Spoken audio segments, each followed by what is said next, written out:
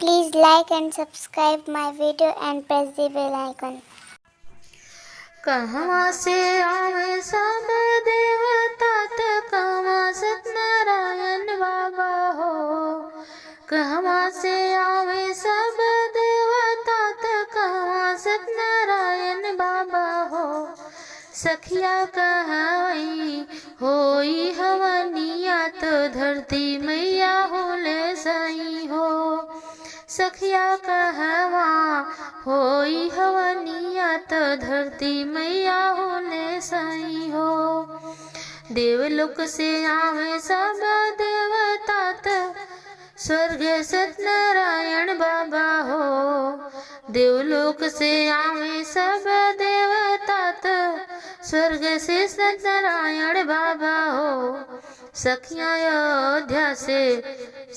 अयोध्या में होई हवनिया त धरती मैया होले सही हो।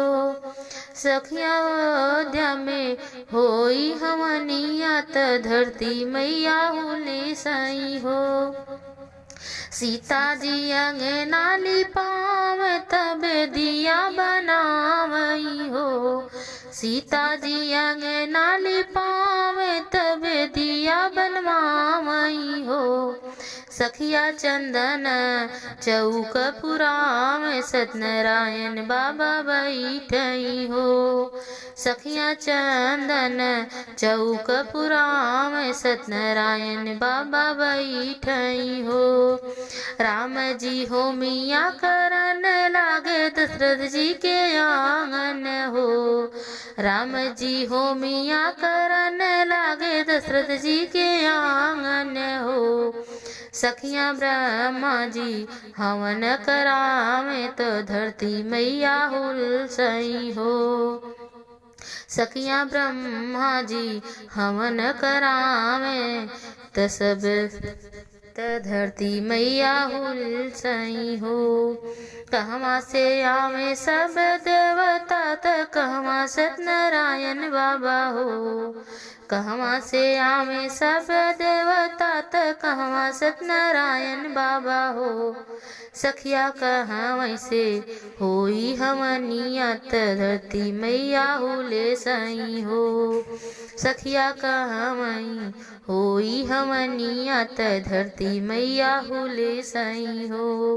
देवलोक से आवे सब देवता त स्वर्ग सत्यनारायण बाबा हो।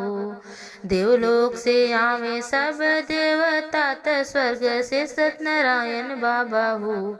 सखियाँ द्वारकापुरी होई हवनिया त धरती मैया होले सही हो।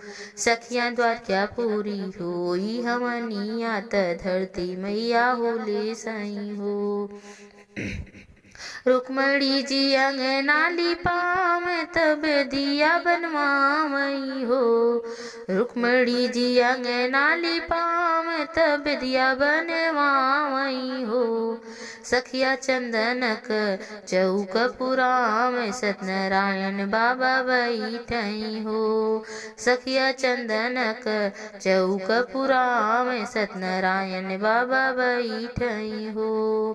कृष्ण जी हो मिया करन लागे वसुदेव जी के आंगन हो। कृष्ण जी हो मिया करन लागे वसुदेव जी के आंगन हो। सखिया ब्रह्मा जी हवन करावे तो धरती मैया होले सही हो। सखिया ब्रह्मा जी हवन करावे तो धरती मैया होले सही हो। कहवा से आवे सब देवता त कहवा सत्यनारायण बाबा हो। कहवा से आवे सब देवता त कहवा सत्यनारायण बाबा हो। सखिया कहवाई होई हवनिया त धरती मैया होले सही हो। सखिया कहवा होई हवनिया त धरती मैया होले सही हो। Thanks for watching my video, friends.